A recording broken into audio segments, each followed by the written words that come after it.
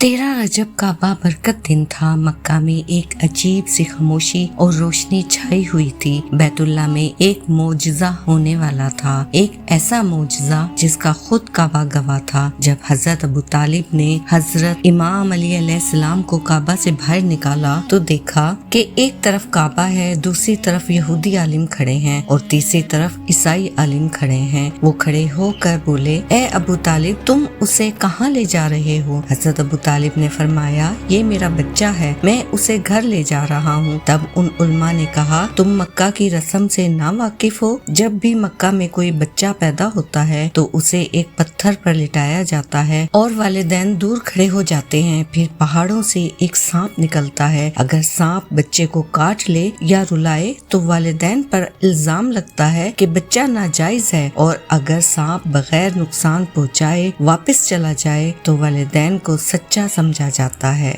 ए अबू तालिब, जब ये कायदा सब पर लागू होता है तो तुम्हारा बच्चा कैसे बगैर आजमाइश के घर जा सकता है? हजरत अबू तालिब को इस बात की कोई परवाह न हुई। उन्होंने फौरन इमाम अली अलैहिस्सलाम को उस पत्थर पर लिटा दिया। कुछ देर बाद पहाड़ों से एक सांप निकला। जब उसने इमाम अली अलैहिस्सलाम के सामने अपना फन फैलाया और खड़ा हो गया तो नन्हे इमाम अली अलैहिस्सलाम ने अपने दोनों हाथ उठाए और सांप के फन को पकड़कर चीर दिया। उन्होंने सांप को 2 हिस्सों में काट कर फेंक दिया। जब इमाम अली अलैहिस्सलाम ने सांप को फाड़ा तो अरबी जबान में सांप को हय्या और फाड़ने वाले को दर्रा कहते हैं। उसी वक्त बीबी फातिमा बिनते असद ने कहा, हय्या दरा, हैदरा, यानी मेरा बेटा हैदर है जो फाड़ने वाला है। ये वाकया इमाम अली अलैहिस्सलाम की पैदाइश के बाद का है। अब हम बात करते हैं कि इमाम अली अलैहिस्सलाम की विलादत काबा में कैसे हुई।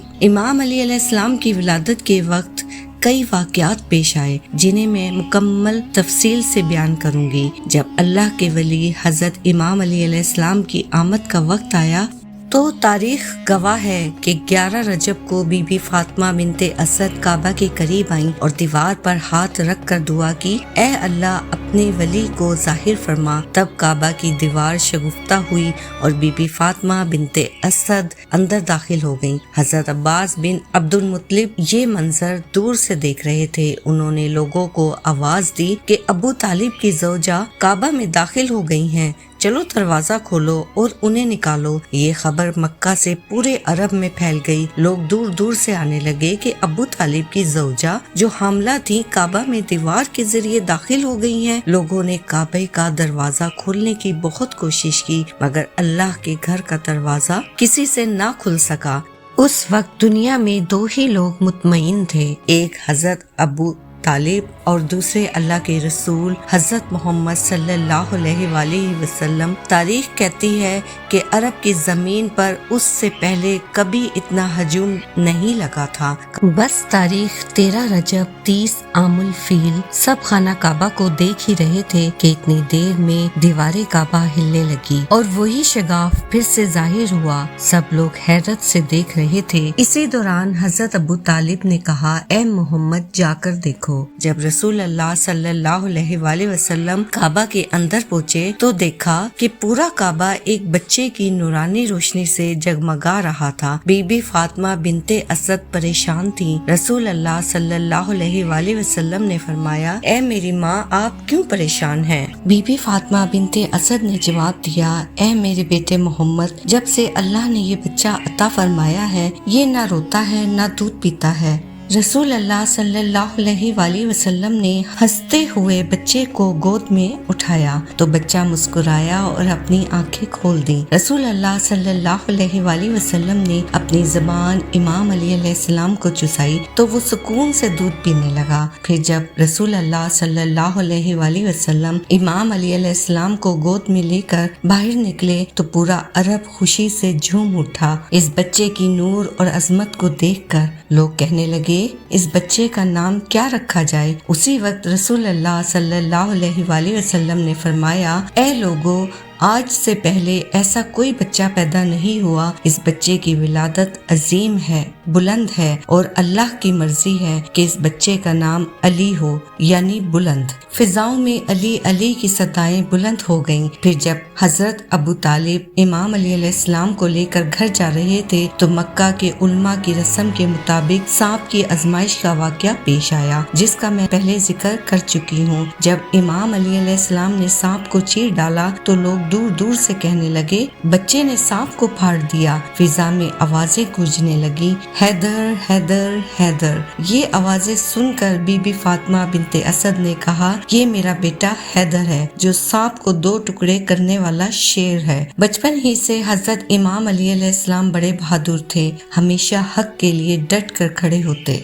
ایک مرتبہ بچپن میں قریش کے لوگوں نے رسول اللہ صلی اللہ علیہ وآلہ وسلم کی توہین کرنے اور انہیں تکلیف دینے کی کوشش کی.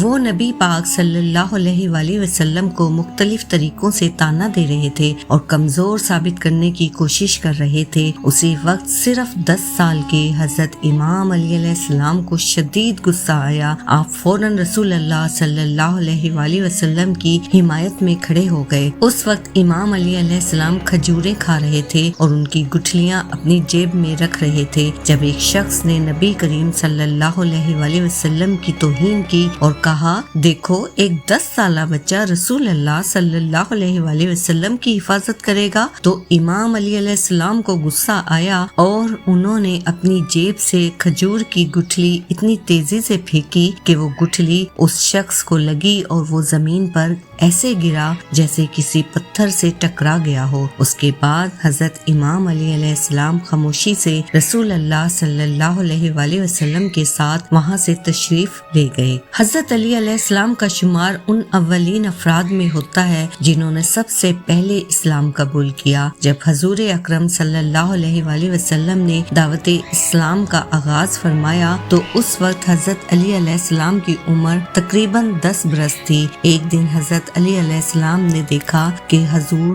صلی اللہ علیہ وآلہ وسلم اور حضرت خدیجہ رضی اللہ تعالی عنہا ایک خاص انداز میں عبادت کر رہے ہیں تو حضرت علی علیہ السلام نے حیرانی سے پوچھا کہ یہ کیا ہے. حضور صلی اللہ علیہ وآلہ وسلم نے نرمی سے اسلام کا پیغام سمجھایا. حضرت علی علیہ السلام نے بغیر کسی تردد کے فوراً کہا میں بھی اللہ اور اس کے رسول پر ایمان لاتا ہوں. یوں حضرت علی علیہ السلام بچوں میں سب سے پہلے مسلمان ہونے کا عظیم اعزاز حاصل کرنے والے بنے. حضرت علی علیہ السلام بچپن ہی سے حضور اکرم صلی اللہ علیہ وآلہ وسلم سے بے پناہ محبت کرتے تھے. وہ ہمیشہ حضور صلی اللہ علیہ وآلہ وسلم کے ساتھ رہتے، ان کی خدمت کرتے اور ان کی باتوں کو بڑے غور سے سنتے. ایک دن حضرت علی علیہ السلام نے دیکھا کہ حضور صلی اللہ علیہ وآلہ وسلم خود اپنا وضو کا پانی تیار کر رہے ہیں. حضرت علی علیہ السلام فوراً دوڑے اور عرض کیا یا رسول اللہ صلی اللہ علیہ وآلہ وسلم یہ خدمت مجھے کرنے دیجیے. حضور صلی اللہ علیہ وآلہ وسلم نے خوش ہو کر حضرت علی علیہ السلام کو دعا دی. اسی محبت اور قربت کی بنیاد پر حضرت علی علیہ السلام کو باب علم کا دروازہ کہا گیا. دوستو سلام ہو مولا علی علیہ السلام کی عظمت پر. اگر آپ کو ویڈیو پسند آئے تو ویڈیو کو لائک کریں اور کمنٹ میں سلام یا علی ضرور لکھیں اور میرے چینل کو سبسکرائب بھی کریں. اگلی ویڈیو تک کے لیے اللہ نگہبان.